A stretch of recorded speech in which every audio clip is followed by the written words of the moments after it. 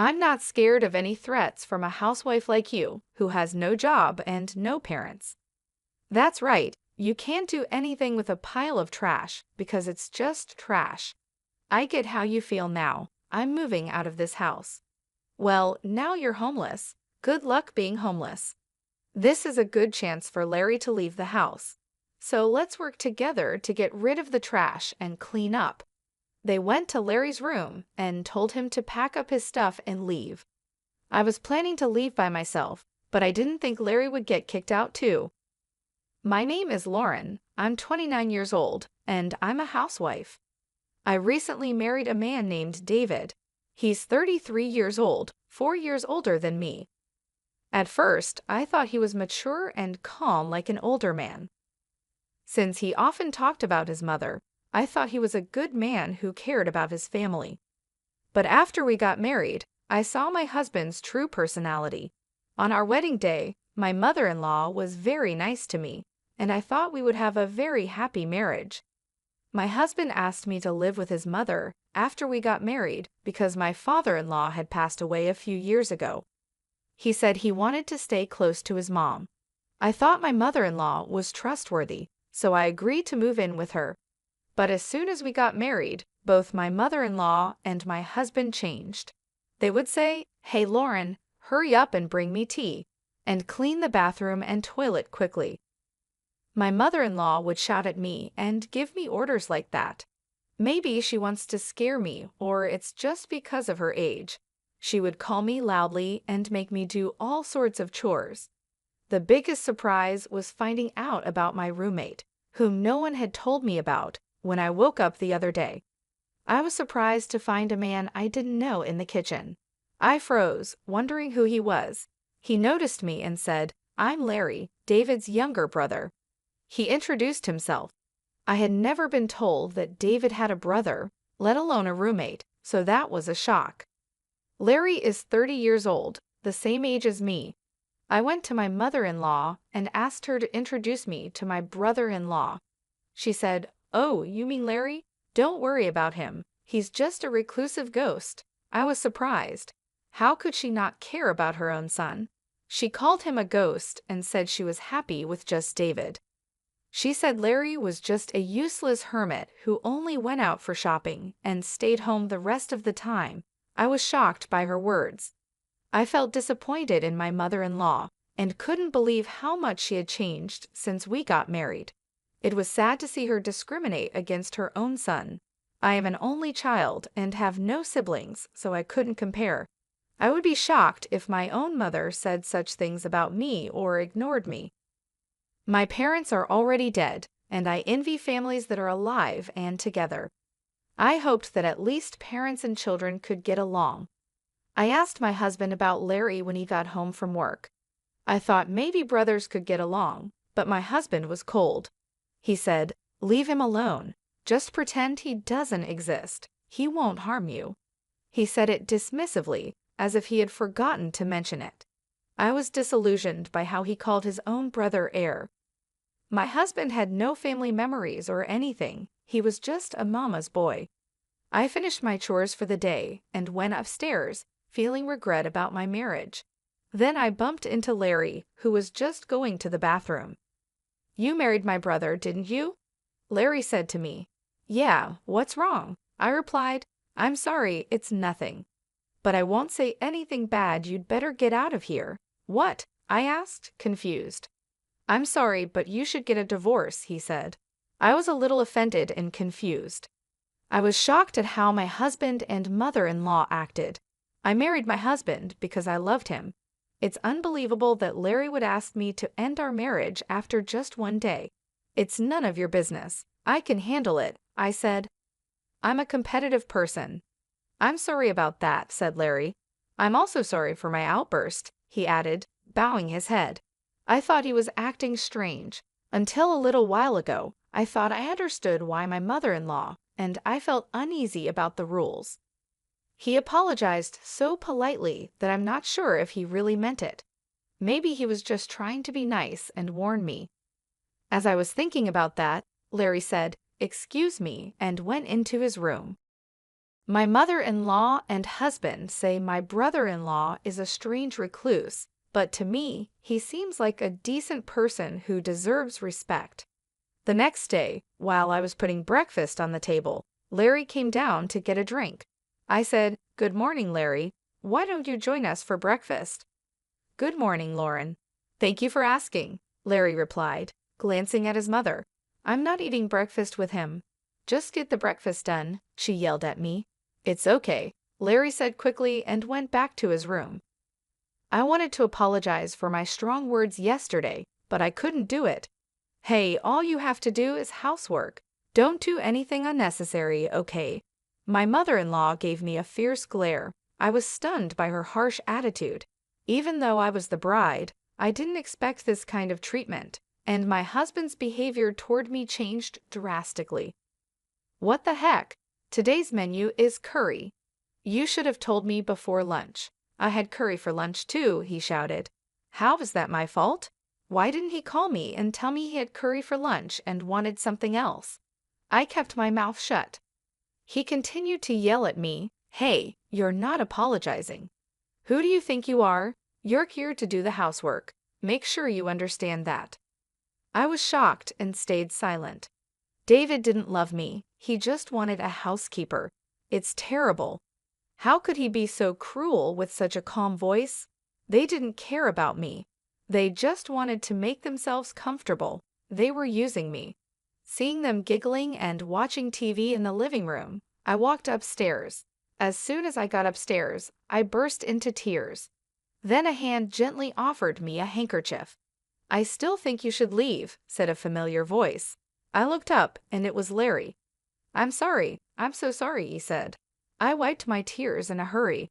"I'm sorry I used your handkerchief."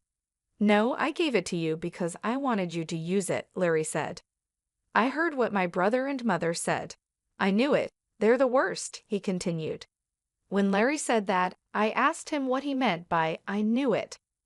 Larry said he had been in a similar situation before.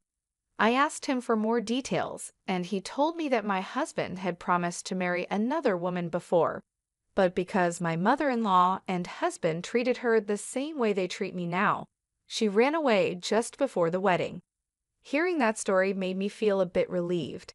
It showed that my husband and mother-in-law were pretending to be nice before marriage to avoid scaring away the bride. I felt hopeless. How could I have trusted them? But I had nowhere else to go if my husband left me. I'm just a housewife. My husband and mother-in-law wouldn't let me get a part-time job. I can't even move out and rent another place. I didn't know what to do. All I could do was cry. Then Larry said, "If we keep talking here, it will look suspicious. Let's talk at a coffee shop next time, if you like." He handed me a piece of paper with his contact information on it and went back to his room. I was determined to get out of this house. I was thinking about how my struggle for survival had just begun. I told my mother-in-law I was going to the city office and then stopping by the supermarket on my way home. She warned me not to leave any chores undone. I made sure everything was perfect before leaving. She grumbled about not accepting it if I was late for dinner. I pretended to agree and went to the coffee shop where Larry and I had planned to meet. I told Larry that my parents were gone, so I couldn't rely on them anymore. I had canceled the house I was renting and quit my job. I told him I needed to start all over again. It's hard to move out of the house in this situation, especially with the work that keeps me tied up with my mother-in-law and husband from early in the morning until late at night. Larry then asked me, "Lauren, can you draw?" "Huh? What do you mean?" I replied, confused. "Oh, I see. So can you?" "Yes, well, I went to art school before," I said. "Really? That's great," he exclaimed. "Yes, but how?" I asked. "Just in time. Another manga artist is looking for an assistant. You can do it remotely," Larry said. "But I don't have a computer right now," I responded. "I'll lend you my computer that I'm not using right now," Larry said. "Really? Thank you so much. But why do you have an extra computer? What do you do for a living?"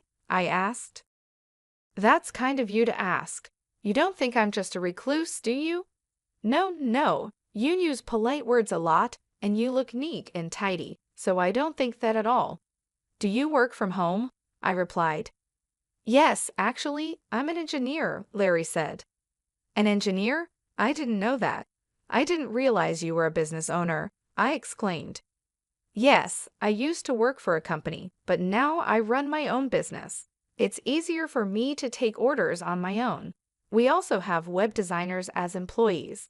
We only have a few people, so everything is done remotely, he explained. I see, so that's why you're home all the time. But your mother and David said you're just home doing nothing. Haven't you told them the truth? I asked. I don't see any benefits in telling those two, Larry replied. True, but if you're such a good manager, why don't you just leave that house? I wondered. Larry then shared his thoughts with me for the first time. Let's not talk about me. I need to introduce you to the manga artist, he said. Larry made a phone call right away, and soon a remote interview was set up for me. I was going to have an interview with the manga artist on Wednesday. My mother-in-law usually had lessons after which she would go out with other participants, so I could do the remote interview then. I seemed to make a good impression in the interview and got hired immediately. Considering my situation, they said they would send the hiring documents in an envelope addressed to Larry, so I was all set for the job. Next, we needed to find a place for me to stay. I have a friend who works for a real estate agency. He can give you a good deal, Larry told me. Who is this guy? He seems to have all kinds of resources.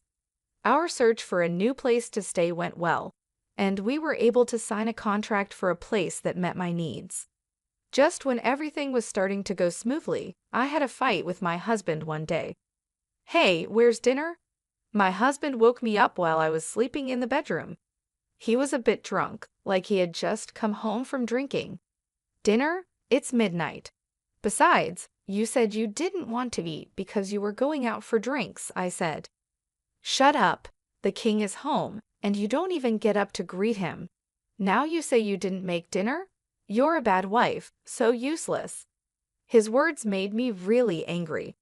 Do you have any idea how hard I've been working with your mother for you? How can you act so superior to me? That's because you're my wife. A wife should support her husband, and your job is to take care of the house.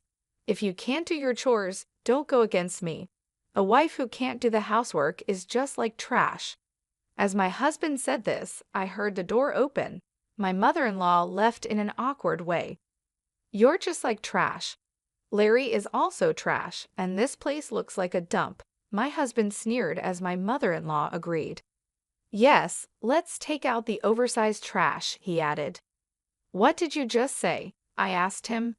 He opened the drawer and pulled out a piece of paper. This is what I mean. It's a divorce paper. You're no good to me anymore. I'm going to find another wife who can take your place. That's why I'm divorcing you. Get out of my house. You're disgusting. You think your wife is just a slave. The best wife is one who acts like a housekeeper. Don't you worry about saying things like that. I hope you regret what you just said one day, I replied. What are you trying to say? I'm not afraid of any threats from a housewife with no job and no parents like you, he laughed. My husband and my mother-in-law laughed together. That's so true. You can't do anything about it because you're just trash. Well, I understand how you feel now. I'm going to move out of this house. I said that and signed the divorce papers. Then I left. I put the divorce papers in my bag and started to pack my stuff. My mother-in-law and husband watched me with grins on their faces. Now you're homeless. What on earth are you going to do now? Well, it's none of our business anymore. Good luck, homeless lady. Oh, and Larry, this is a good time for him to get out too. Yeah, let's take out the trash and clean this place up. After we get rid of him, we'll tear down the wall and make it bigger and more comfortable. My husband and mother-in-law were already talking about what they would do after we were kicked out. Then they went to Larry's room and told him to pack up his belongings and leave. I was planning to leave anyway, but I never thought they would kick Larry out too.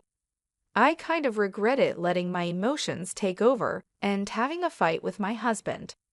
I'm sorry, Larry. It's my fault. No, don't worry about it, Larry said. I already realized I can't live with them anymore. Besides, I have other things I'm interested in. Maybe it was lucky we had that fight, he smiled. It seemed like Larry wasn't bothered by leaving, which made me feel a bit better. 5 days later, on Wednesday, when my mother-in-law was out of town, Larry and I called a moving company and moved out. After we finished moving, my mother-in-law called my new place. Don't worry, we have already left, I said. Larry came with you, didn't he? She asked. Yes, we moved out together. I'm glad I don't have to see you guys anymore, she said happily and hung up. But what she didn't know was that Larry and I were planning revenge.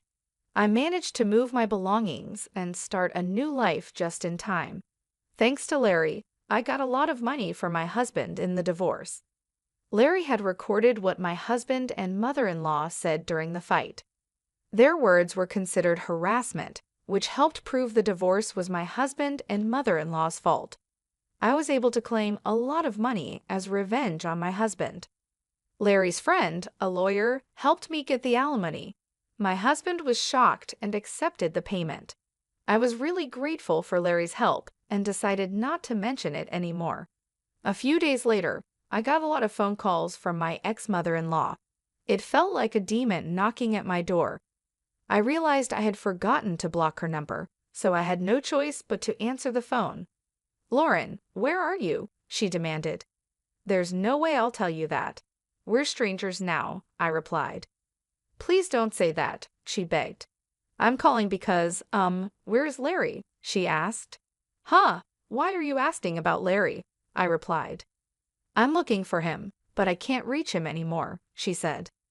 That's too bad.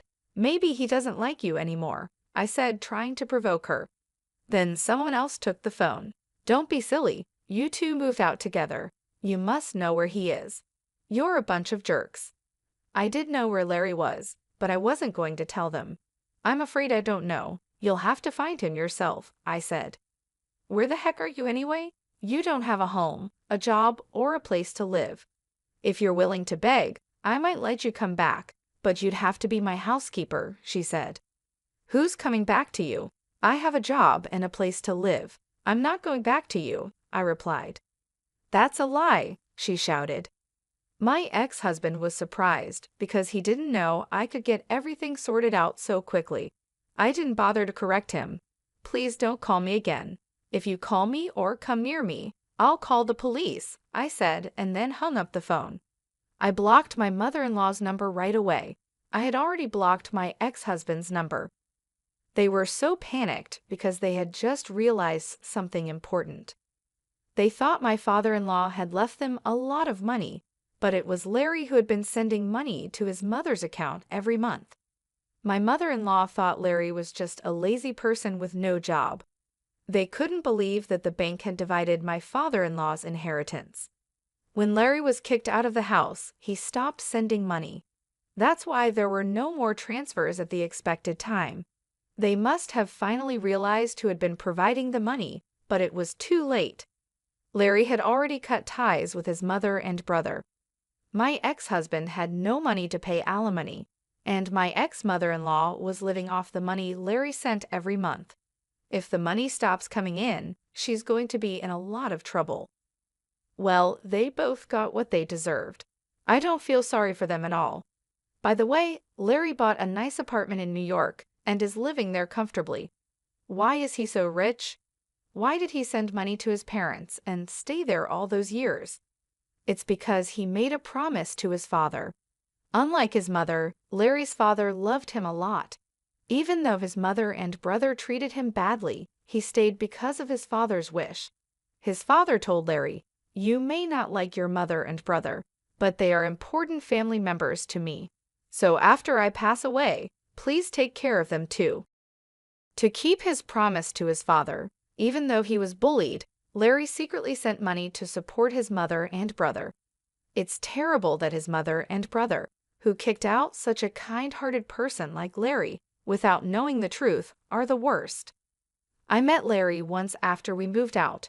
He said he had made a promise to his father, and I agree with him. I hope he can move on. I was feeling hopeless after being tricked by my husband, but luckily Larry saved me. I believe he is an important person in my life, and I wish him happiness.